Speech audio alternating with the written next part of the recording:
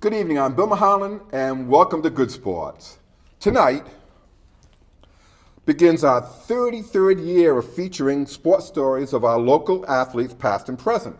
To celebrate, the inaugural show from February 2nd, 1992 will be shown on Thursdays at 6 p.m. during the month of February on Verizon Channel 32 and Cox Channel 13. Tonight, my guest is Pawtucket native and one of St. Raphael Academy's greatest all-around female student athletes, four-sport All-Stater, Katie Barry.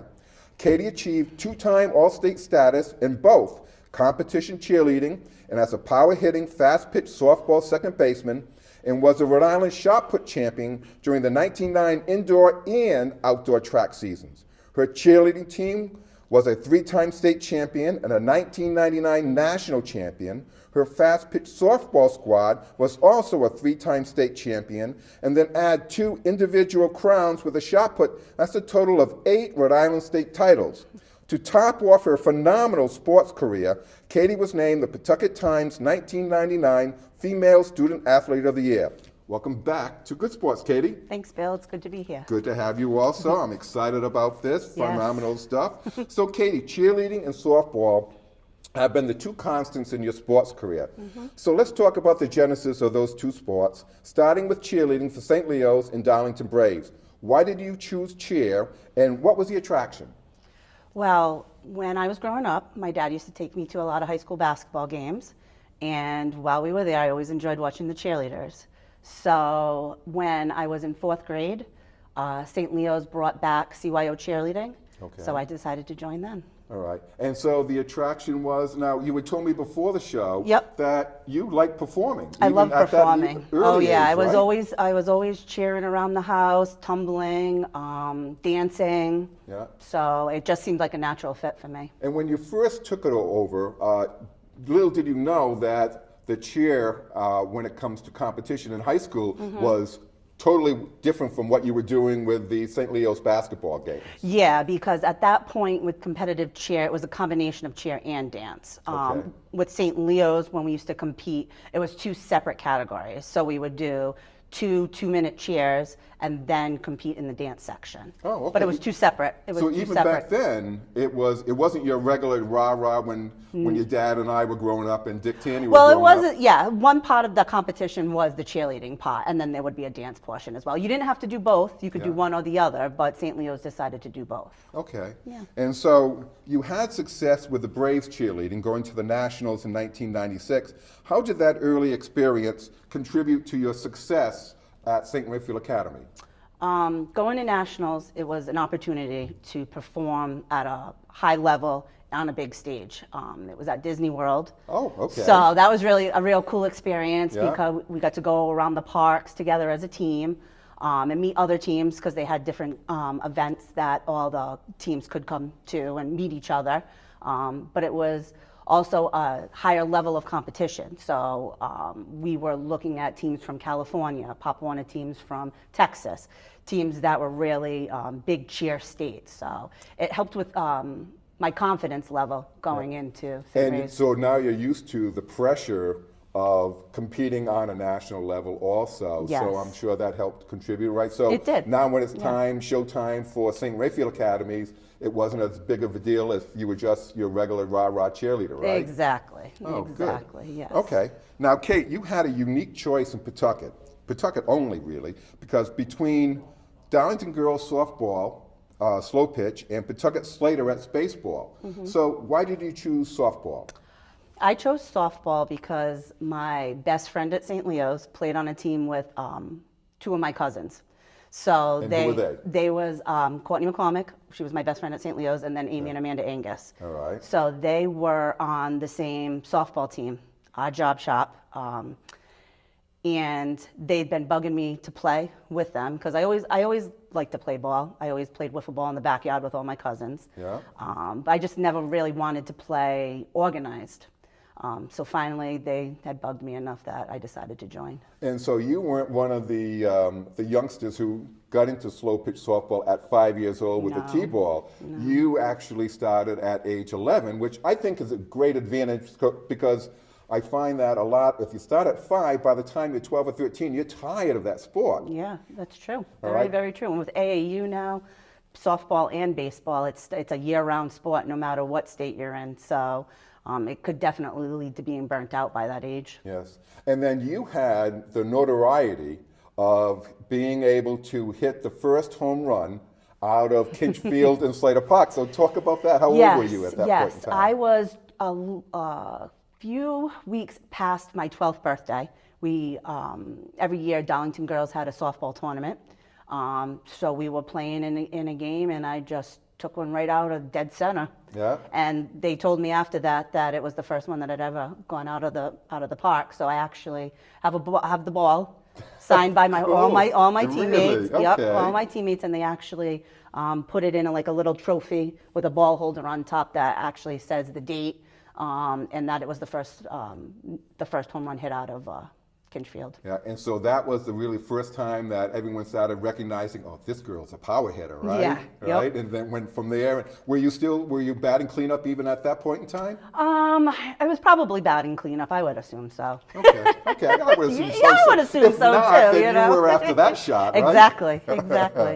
All right, so Katie, how did you prepare for the transition from slow pitch softball to high school fast pitch prior to enrolling at St. Raphael Academy in 1995? Well, in between the winter of that year, I went to the Rhode Island Baseball Institute. Yeah. I was going to a clinic. How did you hear about that? My father found it. Okay, Greg? Yep, my dad. Greg Costigan? Yep, he found it on the, I wouldn't say on the internet. I don't know if he was really perusing the internet at that point. But yeah, he found out about it probably through word of mouth. And I joined the clinic, and we would go once a week. It was taught by Carolyn Thornton. And she basically went over the game of fast pitch, because it is a different game from slow pitch. Positively. Yeah. All right. And so what did you learn in order to prepare you for your freshman year on the St. Raphael Academy's team? Well, I had to learn how to hit a fast pitch ball. There was no arc, so you had to learn timing. I had to quicken up my swing. Taught me how to bunt if I ever needed that. Okay, that's another one. Stealing bases, because you can't steal bases in slow pitch softball. So. And you were able to do that at the Rhode Island Baseball Institute? They had an actual diamond there?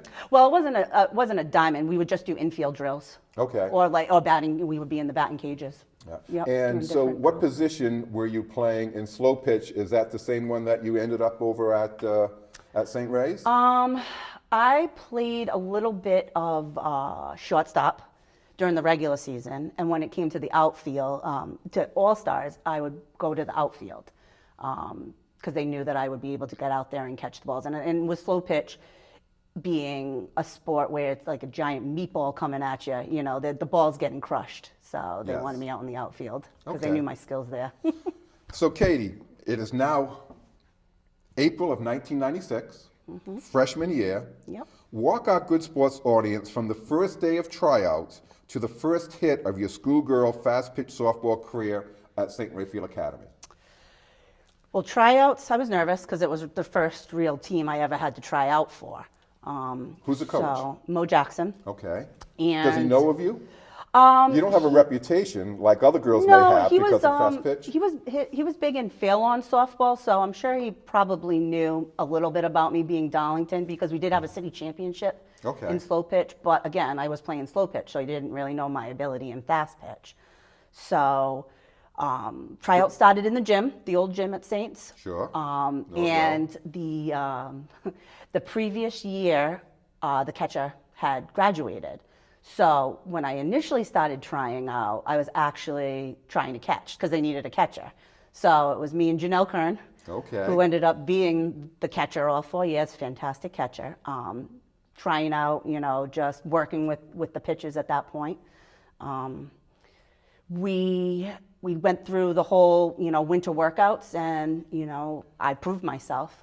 Yeah. That I could be a starter. Was on Mo the team. Jackson aware of your going to the Rhode Island Baseball Institute and getting prepared for the tryout? I don't necessarily think he was aware of it. I mean, he may have known after the fact, when I started trying out, that I had this background. Okay. That I had been working hard over the winter season to really fine tune what I would need to really contribute to the team. Okay. And so you ended up as a pull hitter. Yes. Right? And your freshman year, you batted between 6th and 8th position, and lost in the first round of the playoffs. To But that Westerly. was the start of your 4-year starting career all the way through. Yes. So talk a little bit about that freshman year on the fast pitch softball diamond. It was a learning experience. Not playing softball, but not fast pitch softball. I just kind of went out there and did my best every single game. I felt like I was pretty successful in what I was doing, so just tried to keep that along the whole season. Yeah. What was the toughest part of the freshman year for you with the fast pitch? Was it the angle of the ball? Was it the speed of the ball? Was it the infield? I actually didn't have too much of a hard time hitting. I actually did pretty well with the hitting. Oh, did so you? that was that was pretty. That's kind of my natural ability with softball, that I'm able to hit the ball. I can adjust pretty well. It was just the pace of the game. People are constantly moving. Just learning that going along. Sure. So they say, when you move into the pros of any sport, if you start in the minor leagues and the rest, it is the pace of the game where everything is much faster than it was. So how were you able to compensate for that, or did you just adjust as you went along with the season? I just went with the flow. Okay. Yeah. That's a good way of doing Yeah. it, right? Try to. Now, Katie, it's the winter of 1997, sophomore year, and you are asked to join the Saints cheerleading team. Yes. So give our audience a tutorial on the competition cheer season and what it is entailed in constructing a tournament routine. So we've never had a cheerleader come on. I'm not familiar with it. I've seen it on ESPN every now and then, but I'm not really familiar with it. So tell me what a routine is. So a routine is, for competition, is typically comprised of both dance and cheer. So it also has, we choreograph it with music, and then we also choreograph a cheer for it to get the crowd into it, because that's a portion of the judging is crowd involvement. Okay. How long is the routine? 2.5 minutes. Okay. So typically it starts with dance and then goes into cheer and then back into dance again. We tumble. All right, so what's a tumble? A tumble is a tumble backflip. So it's you would do it when you see the girls, like gymnastics, when they're on the floor exercise. Sure, yeah. That's part of it. And you were able to do that? I was. And was that something that you learned at St. Ray's? No, I took acrobats at a dance studio. Oh, okay. For a few, probably like 5 or 6 years prior to, with cheerleading, the first few years of being at St. Leo's. You could do a standing Back backflip? tuck. Yep, Yeah, I could in my cool. prime. Yeah, of course. We're all in our prime in our high Yes. school years, right? Yep, so that was, And how about the running ones that you see? yep, I could do that Yeah? too. And so how That- many could you do at a time? I could probably do 2 back handsprings, which is when you when you flip backwards with your hands on the ground, Yeah. and then into a back tuck. Okay. And you talked about, prior to the show in our pre-interview, a stunt. What's a stunt Yes. in the cheerleading competition? A stunt is basically a pyramid. So it's comprised of typically 2, 3, 4 people, bases. They're the ones that hold the stunt up. There's a flyer, who is the girl that goes up in the stunt, and then there's a spotter who makes sure that the girl who is flying, who's up at the top, is safe and holds the helps the bases keep them steady. So there's 4 on the base. Well, it could be 2, it could be 4, depending on how many you put together. So, Right. like a stunting group would be 4 people. Yeah. And then what?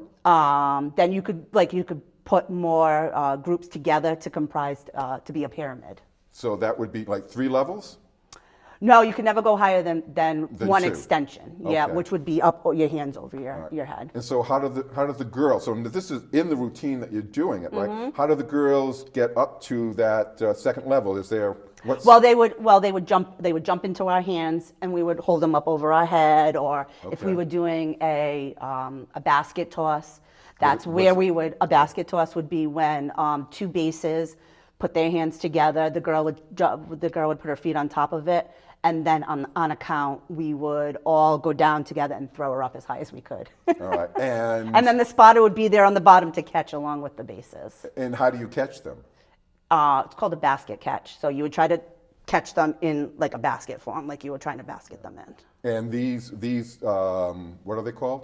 The flyers? Flyers. Flyers? Yep. So they're the girls who are of lesser weight, I would think, Yep, right? smaller. Yep, typically a smaller girl. Okay. And so let's talk about define a base, a flyer, and a spotter again. Do that for me.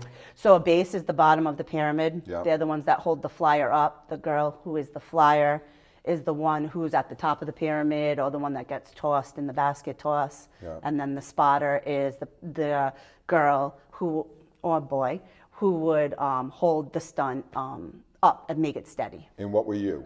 I was a base. Okay. I was a thrower. Right. I threw the girls up. And so, I've seen the ESPN one, Yes. when they're doing the college and the rest, and they're smiling the entire time for Yep. 2.5 minutes, and I guess that would be probably That is mandatory. part of it. How can you sustain it? Because you're doing both aerobic and anaerobic, right? Yeah. I mean, it's muscle, and it's also it's the quick flex and the long flex. Mm-hmm. How are you able to sustain the smile all the way through? A lot of practice. Really? A lot of practice and a lot of repetition. We did a lot of, when we practice hard, our routines all the way through, and you would have to do it all out like you were doing it on the mat to build up your stamina, because you needed it. I would go from doing a tumbling pass to going to throw a girl up in a basket toss. So you finish your tumbling pass, and when you come out of that pass, you're up there, and I'm going to the next. The pearly whites are right there. That's it. The pearly whites are there. Really? Oh yeah. Now you had mentioned something that the judges are also looking for the mouth movements, and I found that interesting. What does that mean? Well, yeah, it's just getting the crowd involved, just kind of like, making different kind of facial expressions to get the crowd into it. Okay. Yeah. Yep. To make it look like you're having a good time and you're not. You're not working hard, right? Yeah, exactly. At the end of the routine, are you just glad it's over and puffing and puffing? Oh yeah. Yeah. Oh yeah. All right, and so the judging, is it like ice skating and gymnastics where there are certain mandatory movements you have to do, or can you just put whatever you want in there? Well, you can put whatever you want in there. I wouldn't say there was anything necessarily that you had to have in a routine. There were different categories, levels of difficulty, creativity, synchronization.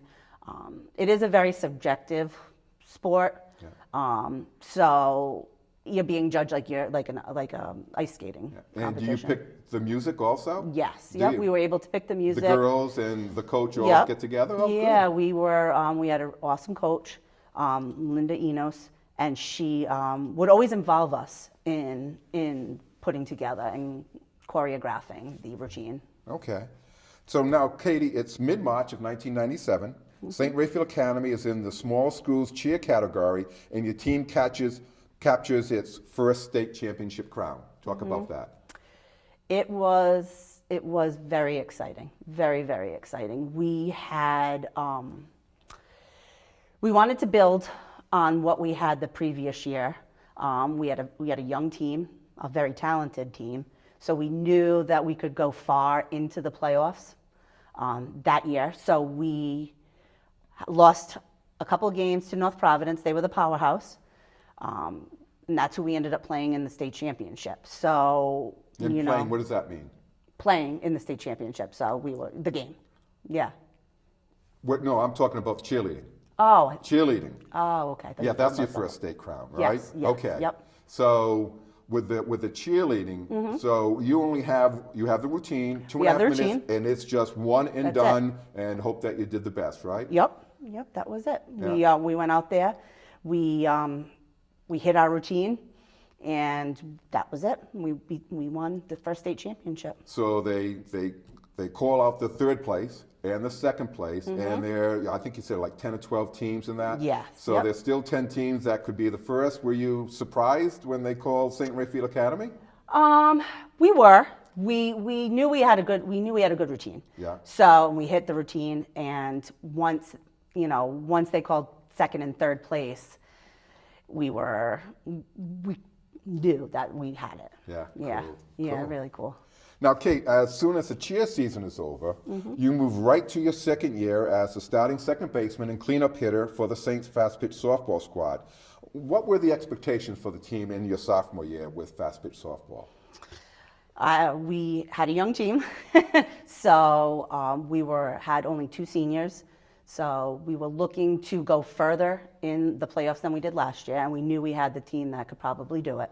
Okay. Yep. And so we talked about the starting lineup prior to the show. So I'm going to give the starting lineup, and you can just give a little brief scouting report on each of them. Okay. All right. So at first base was Tiffany Bell. Tiffany Bell, yep. This was her first year playing softball, coming off a basketball season. What was Natural she? athlete. So. Year, sophomore? She was, nope, she was a junior. Okay. Tiffany was a junior. Yeah.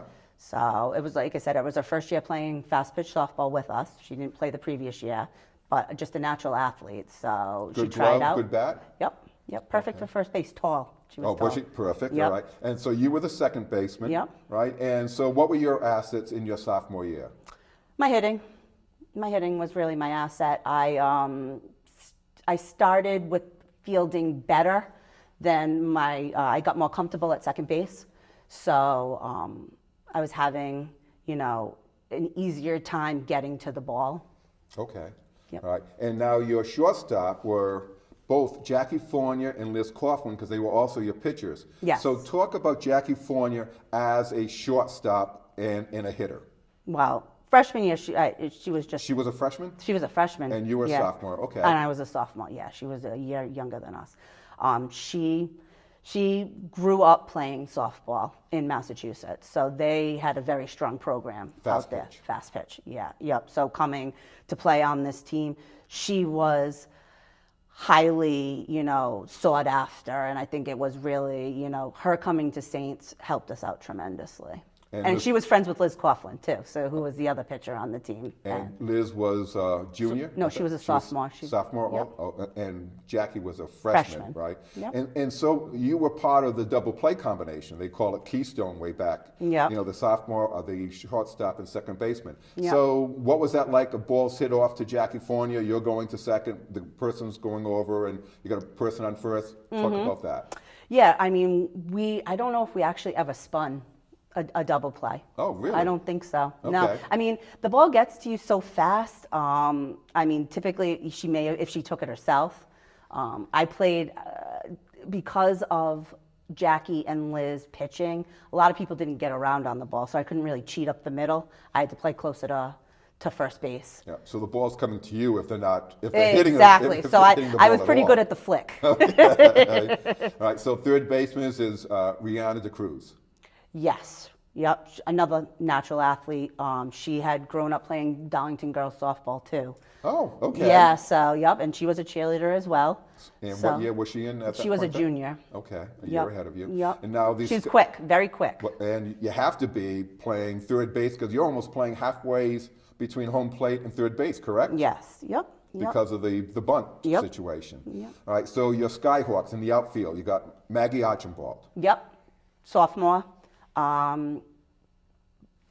Mainstay in right field. She knew how to play right field. She had a heck of an arm, so she was great out there, and she hit well too. All right, Nicole Shappett. Nicole Shappett, I mean, another phenomenal outfielder.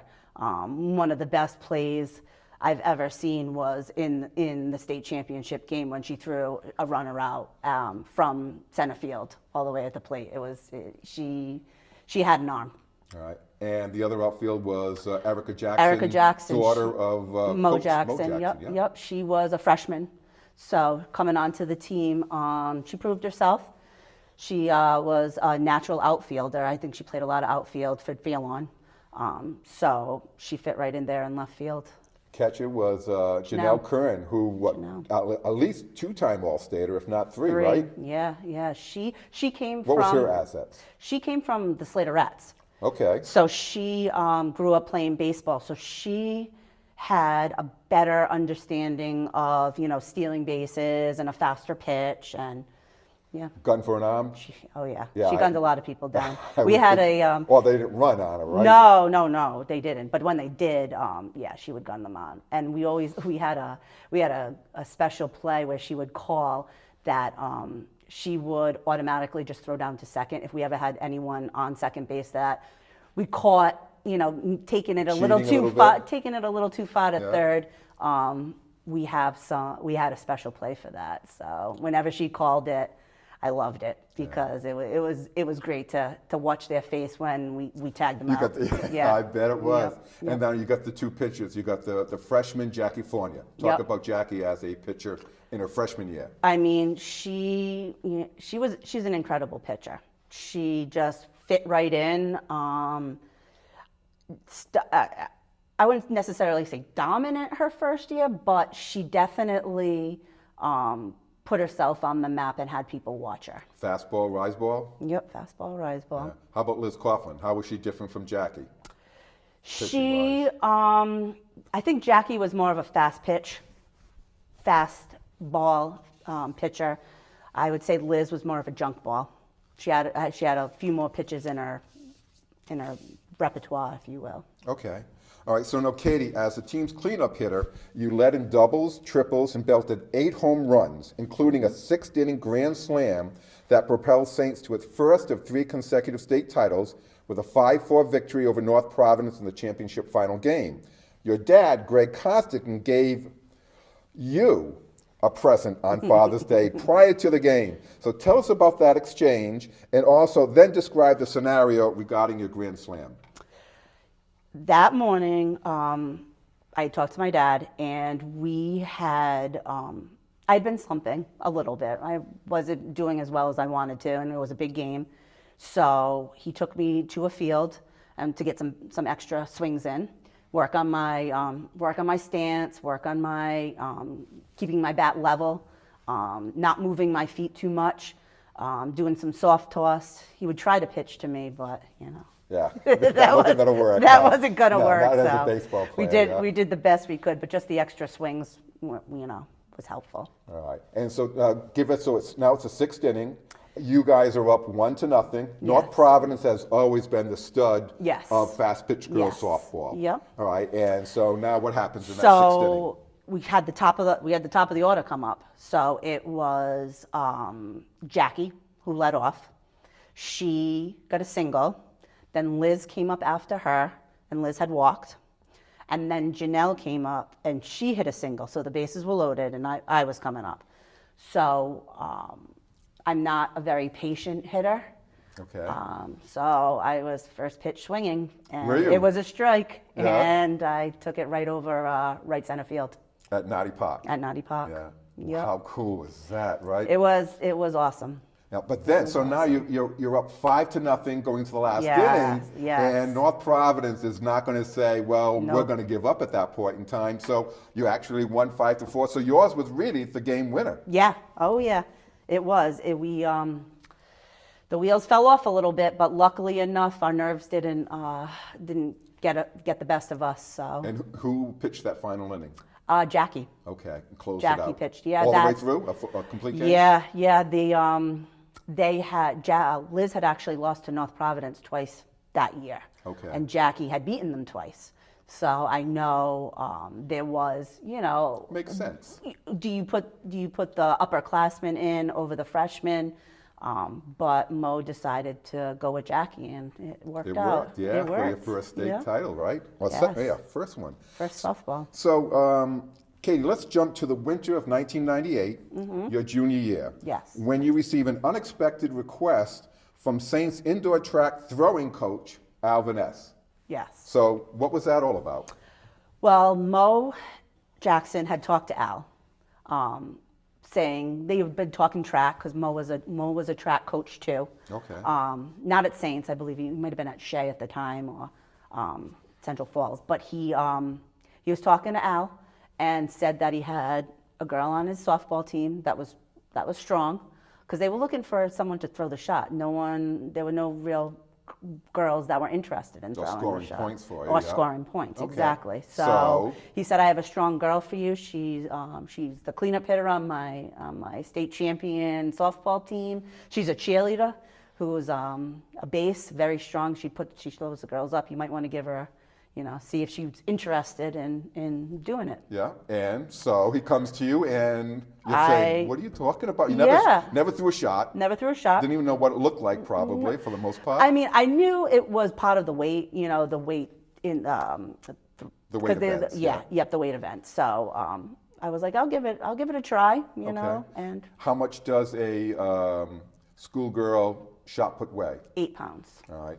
And you told me before the show that you practiced with the boys, and theirs was a 12-pound shot. Yeah, so I would practice with the boys' shot before when I did my warm-ups, so that I could work it out where once I got into the circle with the girl one, it would feel a lot less heavy. Yeah. So Coach Finesse went over and showed you the techniques on how to hold the ball, how to extend. What was your technique? Were you I was a glider. A glider, which means what? I would go to the back of the circle with my back facing the field and do, it's a glide. So I would do 2 kicks of my foot to back myself up to toss it. To spin around. I wasn't a spinner.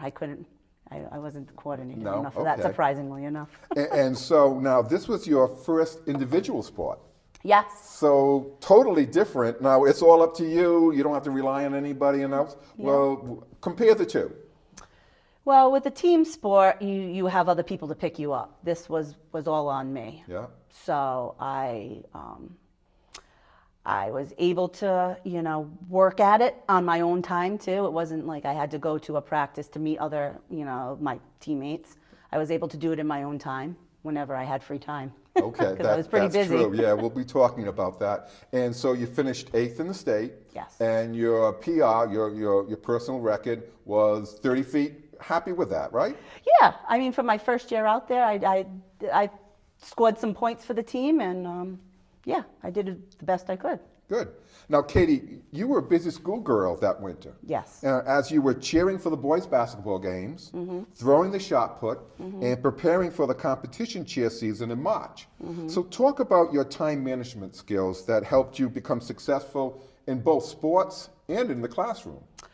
I was lucky enough to use I had time management skills where I could get my schoolwork done on my free periods. You weren't working, were you? No. Okay. Well, was I working at that? I did have a job, but I worked at KB Toys part-time, maybe like 8 hours a week. Still working. It's still working else, to fit in there too. Yeah. But a lot of, like I said, at school, I was able to use my free period to get my work done, to get my homework done, because a majority of my after-school time was spent practicing. Right, or playing. Or playing. Yeah, right, yep. Absolutely. Yep. All right, so now, Katie, you garnered your first All-State honors in competition cheer, and St. Raphael's defended its state crown. As one of the captains of the team, what did you see as your role? I was a leader. I led by example. So my experience with year after year of going to these competitions really helped lead the team. And when we practiced, I was able to, suggest different things to my teammates as far as how they could, perform better or accentuate their movements or work on their tumbling. So I really feel like the experience that I had through the years going to different competitions really helped me with my leadership. So we've got a photo coming up of the 1998 All-State competition. So this was the first time you received an All-State honor. Yeah, it was the first ever all-state cheerleading team too. Oh, was it really? It was. Oh, okay. Yeah, so even if you wanted to have it in your sophomore year, it didn't even exist, No, it right? didn't exist. Yeah. No. So how cool was that? The very first time you got it? All-state means you are one of the best, if not the best out there, right? Yeah, it was cool. It was really cool. You had to try out for the team. They gave you a cheer that you had to learn on the spot. Okay. So you had to perform the cheer. You had to do some jumps, which was another part of cheerleading. When you see the girls doing toe touches or different kind of synchronized jumping in the air, different kicks. We had to do that too, as well as if you were a tumbler, you could do a tumbling pass. All right. And Coach Linda Enos, did she go over and nominate you to go over and try out for that? Yes. So what type of influence did you had her for all 3 years? Because you didn't cheer in your freshman year. Yes. What kind of influence did she have in your life at that point in time? She was a motivating person in my life. She, at 28 years old, having this group of girls and carousing us all together to, really make us into the team that we were.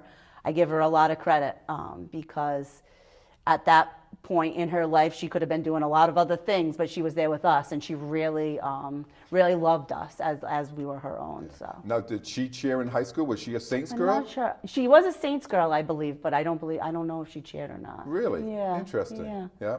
And so she was happy with the way everything, because I think 2 or 3 of you actually made the first All-State team, yes. right? Yep, we did. There was a few of us that made it that first year. All right. So now, Katie, the Saints fast pitch softball team makes it 2 state crowns in a row, beating Cumberland 2-0 in the final state final, ending the season with a perfect 24-0 campaign and a #1 ranking in all of New England. So what made this team so special? I think it was the fact that we had confidence. There was a lot of pressure. I mean, we were coming off of a state championship. You had the target on your We had the back. target on our back. That year, we still had a young team of a lot of underclassmen. Liz had left. She had gone back to she had gone to a high school in Massachusetts. She transferred off. So we were confident, but the pressure was there. So we just had to be able to rise above it. So we had the pressure of the streak too, because at that point we were working on an undefeated season. That was something that was really important to us. Our goal was to go out and defend our state championship. So the fact that we weren't defeated was added pressure. Of course, absolutely. So. Yeah. And so you had 4 All-Staters on that team. Yes. Right? You had Janelle Curran, who batted .549 with 20 RBI. So put in context for us. So now in baseball, if you bat .333, you're having a great year. Fast pitch softball, what is a good year and what is a phenomenal year? Over 500 is phenomenal in fast pitch softball? Yeah, you're hitting really well. Yeah. You're hitting really well. You're hitting at an all-state level. Exactly. All right, and then you also had Jackie Fornia. Yep. And she was the Gatorade Player of the Year. Yep. She was 22-0. She had 5 no-hitters, 6 one-hitters. She batted .474 when she was playing shortstop at that point in time. Third baseman was Rihanna DeCruz. She batted .545. And then you made it your first time All-State honors with fast pitch softball. Yeah. What did that mean to you? Now there's 2 in a row now. You've got cheerleading and now you've got fast pitch softball. Yeah, softball was a tremendous honor to be on that team with my other teammates.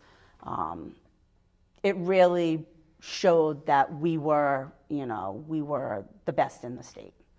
And that people should, take note because we were going to be here. So what was the highlight of the season besides winning the state championship? Anything personally for you? Well, the state championship that year, we won 2-0, and I actually had a part in both of those runs. So how so? The first one, I hit a single, and I rounded the bag a little too aggressively. Okay, good word. But there was someone on second base, so I got caught in a rundown, and the girl ended up scoring from. I think it was Erica Jackson ended up scoring from third base.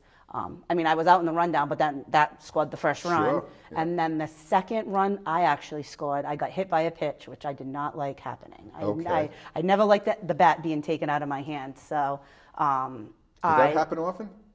It did I wouldn't say often, but more than enough. More than enough that I would have Okay. liked. Yeah. Same thing with walking. I wasn't a fan of walking. So you got on first base, and then what happened? Stole second, and I ended up getting to third, I believe, on a ground out, and then there was a hit to the shortstop, and I just took off, and and I slid. They threw it home, but I slid into the catcher, and she wasn't able to catch it, so I scored the second run. Now we got a photo of something that you talked about called low five. So yes. Tell us about that. Yeah, so this was kind of a funny thing that we would do, because when we got announced, we would all go through the line and give each other high fives. But when Tiffany came up, because she was so tall, we always used to make her go low. So that's why we did the low five. So it was really cool when that picture was captured and they put it in the paper. because that was our personality. Absolutely. Yeah. And so there was a ritual, though, at Naughty Park. Yes. When you won the state championship. So what was that yearly ritual? So what we used to do after we won a game to end the game, we would do calisthenics. So we'd start at home plate, and we'd go in a line, and we'd do like high knees, and then we'd run back, and then we'd do jumping, and we'd come back. It was just a little something to get into the other team's head at the end of the game after we won. Okay. So what we talked about doing was, after our calisthenics, that we would just go run and and just jump in the lake. So we did it my sophomore year when we won the first state title, and it just became a thing after that. So you were the first team that ever did that? Yeah. Really? Oh, I thought it was Yeah. a long time ritual with that. No. Oh, no, So you started it, and then you did it 3 years in a row 3 because you years were in a state row. crowns. Yeah. And the last thing I got to ask you is, what was it like playing second base behind Jackie Fournier's 5 no-hitters, 6 one-hitters? So kind of boring out there, or? It was boring. Okay. Yeah. But how impressive was it? It was impressive to watch her pitch. I mean, she was just dominating. At that point in fast pitch softball in Rhode Island, there was no other pitcher like her that year. I mean, pitchers were coming up in the ranks, trying their best to be like Jackie Fournier, but there was only one Jackie Fournier. Yeah. So, yeah. And so now in practice, Yep. does Jackie Fournier go over and pitch to you in batting practice? And is she going full tilt to get an idea of something like that? I mean, not really. No? She really wouldn't pitch to us. I mean, typically we'd do, have Mo pitch to us or a pitching machine. Okay. I mean, every once in a while we'd have Jackie pitch to us, but I mean, it was definitely an eye opener. Yeah. So what to was see in what's her out there. repertoire that she has now in her second year that she didn't have as a freshman? I think she fine-tuned her drop curve, her riser, her fastball got some extra oomph to it. Sure. She had. She's bigger and stronger? She's bigger and stronger. She played basketball too, so Okay. she's got, she Good did that athlete, kind. right? Oh yeah, and she How had. big, how tall was she? I would say maybe 5'9", 5'10". Oh, that's a Yeah. good sized girl. Yeah. Yeah, and okay. she had this funky pitch that she would do every once in a while where she worked on it, and she'd pull it out every once in a while. It was a pitch where within her, when she used to do her wind up, when she was bringing the ball over her head, she would let it go prior to the whole movement going through, and Yeah. it would come in really slow. So if you hit him with that and a fastball, there was no chance. No chance. Yeah. So that must have. And could you see that Janelle was calling that? Oh pitch? yeah. So you almost had Janelle a called smile a lot. on your. Janelle called a lot of those, Did- a lot of her pitches. Yeah. So did you have a smile on your face, thinking, "Oh, I'm just going to watch this person go over and screw themselves into"? Yeah, the, basically. Yeah. Yeah. How cool was that? That Yeah. was It really was just something neat. she did on her own, and she would just mess around with that practice. Yeah. Now, was Coach Al Jackson, was he there at that year, or did he come in on the senior year? He wasn't a coach per se. Junior year, he was Okay. more. It was more during our senior year that he was. Okay. But he was still around. He would come to the field, and watch practice. He knew about Jackie and being part of the king in his court. Yes. Yeah. You know. In fact, we had Al Jackson on the show many years ago, Yeah. decades ago, and he Yeah. talked about being on Eddie Fanner's, and you talk about the great pitchers. He was the greatest pitcher of all time, Oh, yeah. legendary, and the rest. Yeah. So any advice we could get from him was always Yeah, welcome. you listen. Yeah. Exactly. Absolutely. Exactly. Now, Kate, you begin your senior year Mm-hmm. with 2 cheerleading state titles, 2 fast-pitch softball crowns, and 2 all-state laurels. Mm-hmm. It is now February of 1999, and you throw the shot put a lifetime best 35 feet, 10 3/4 inches to take the indoor state crown, become the only Blackstone Valley state champion. Mm-hmm. Talk about your progression in throwing the shot. Now, were you looking forward to it? Now, indoor track season is starting. Mm-hmm. Looking forward to that now, going out? I was. Were you I was practicing? looking. I was practicing. I was practicing a little bit. I can't necessarily say it was what my main sport was, because at that point cheerleading was what I was doing all the time. Right. So whenever I could fit in some throwing, I would. So it was, when I got to the state meet, I warmed up. I felt good, but at that point there were some girls out there that had been throwing the shot for years. So Now me coming in, did you go to all the dual meets that they had? I went to as many as I could, yeah. Right. Yeah. When the basketball team wasn't playing? Yes. Is that how it worked? Yeah, yeah. Well, no, typically the track meets were after school. So those, and basketball games were later on at night. So there could been times where I was going from meets to basketball games. Oh, so Yeah. mom and dad were Yep. taking you all over the place Yep, there at that they point in were. time. All right, and so talk about Al Vaness, is your throwing coach, his influence on you. He was always there to support me. He knew what my schedule was. So whenever I could be there, he was more than happy to have me there.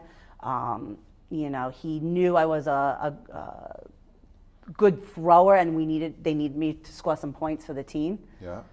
Yes. So he really did try to help me get better at what I was doing. Yeah. Now, you uncorked your lifetime best and the state champion distance the very first throw. I did. Yeah? Yeah, it took the And pressure off, I guess. I guess so. I just had to wait for everyone else to throw. And they did. Yeah. And you never really needed to go over and do much more, or you're still trying to beat that one each time out? Oh, I tried to beat it every time, Okay. but I mean, knowing that I was at the top, I was a little bit more relaxed. I mean, it was my personal best. I was going out there to just do my personal best. I really didn't have much expectation. I was just going out there to try to prove that I had grown from the previous year. Now you're a three-time All-Stater. Yes. Your first individual title, and your fifth overall state title. Mm-hmm. Nice way to start your senior year, Kate. Yeah. Huh? Yeah. Yeah. All right. So, Kate, now it's March of 1999, and the competition cheer team not only wins the Rhode Island state title for the third time in a row, but also captures the Eastern Regional National Championship, and you become a two-time All-State cheerleader. Mm-hmm. Talk about that. We had done some invitationals competitions that year.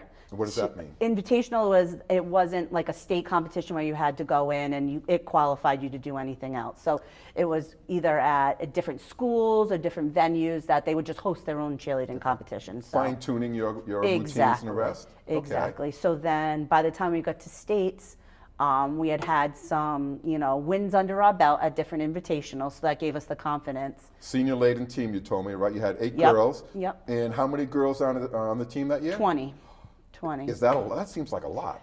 No, that's pretty average. Is it? Average for a cheerleading team. Yep. Okay, so you go to the competition. Yep. And now everyone, again, you've got another target on you, right? Yep. Two-time All-State champion, right? Yep. So we would go into silent practice, which What is that? that is before the competition begins. You go out and you do your timing on the mat. You get your spots on the mat. You make sure everything, everything is aligned with how you want it.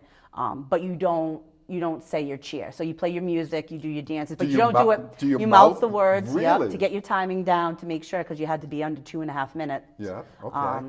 So it was just basically a mat practice before. So you wouldn't go. Your stunts would go all out, but you might not tumble. You might, you wouldn't mouth the words, and everyone would always watch us. Just and it was like you could hear a pin drop When you were doing when your we were silent doing our practice, silent practice. Yeah. And so you had 3 years of cheer. Which was your favorite routine? My senior year. Yeah, why? Yeah, we had the seniors had the most input probably that year. One of our songs was Freeze Frame. I know I had talked to you about that. Sure. Freeze Frame. Yeah, absolutely. And we did we did a combination stunt where it really just, when you saw it happen and when it hit with the freeze frame music, it just looked amazing. Yeah. Now the Eastern Regionals were at William and Mary College. Yes, in Virginia. In Virginia. Yep. So talk about that experience, and then talk about winning. Now that's one that I can't believe that you expected to win that title, because we're talking almost the entire Eastern Seaboard, right? Yeah. Yep. So we had a coach bus that brought us down. It was a lot of fun because we had a lot of team bonding. We were together. able to practice down there. My mom and all her sisters came. We had a huge cheer section for us. So it was really cool to really be down there and know that we were going to compete on this level with other high school teams. It was a 2-day competition. So different now, different, right? Yeah, because two times you're actually doing your routine. Yeah, normal state competition, you're one and done. Yeah, that's it. So if you don't hit your routine the first day, that's it. So this one was a 2-day competition. We did well the very first day. We were a little shaky, probably nerves, but we came back the second day and hit our routine. So we knew that we left it all out there on the mat. So hoping for the best. Thrilled that, when they hear St. Raphael Academy, national champion, right? It was wild. Yeah. It was wild. Better than winning state crowns with fast pitch softball? Yeah. Was it? Oh, well, fast pitch softball. Yeah. I wouldn't say that. I mean, it was definitely, I can't really compare. It's a different level. It's different. Yeah, different. It's different. Okay. Now, Katie, so as the defending indoor shot put champion, you moved for the first time to throwing the shot for outdoor track and capture another state crown, again with another lifetime best throw of 37 feet, 11 and 1/4 inches. But it was not an easy title for you this time around. No, it wasn't. My first throw of the day, I threw 29 feet. Whoa. Yeah, so that was a lot. What was wrong? What happened? My wrist was achy. I mean, I'm coming off of, softball and cheerleading, and it was a lot. So I think my wrist was just bothering me. So Al had asked me if I wanted to scratch, but I wasn't going to scratch. That's not I wasn't. Katie Barry, absolutely. No, I wasn't going to scratch. So, all right, so how many throws do you get? 3. 3. Yep. And then there's another round. So my first throw of the day was 29 feet. It was good enough to get me into the top. Well, not the 29-foot throw, but the other throws that I did that day got me into the second round. Okay. And then on the final throw Where of were the you finals, going into the final throw? I was probably, I think they took the top 6, so I was probably like 6. It's probably down at the bottom. Yeah. And so tell me, go through the routine. And I got my first throw. I don't remember what my first throw was. Second one, I might have even got a penalty for stepping over. I remember at one point one of those throws, I got a penalty because if you step over the border onto the other side, it's a no throw. Yeah, they don't count it. And then my final throw was my final throw of my career. Did you know it? I launched it. Yeah, yes you did. Personal best. Yeah. Now, Katie, you graduated from St. Raphael Academy on June 19th. And on June 21st, your fast pitch softball team finishes with another perfect season, going 24-0, edging North Kingstown in a thrilling 3-2 10-inning marathon for the Saints' third consecutive state championship and your second All-State honor. Yes. Talk about the game. The game, it was a battle. They were, the pitcher from North Kingston was probably the second best pitcher behind Jackie in the state. So that game, like I said, was a battle.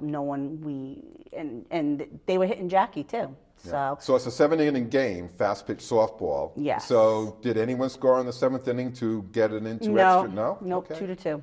And then 0-0 on 8 and 9, and then 10th inning comes. It was, I believe it was top of the order.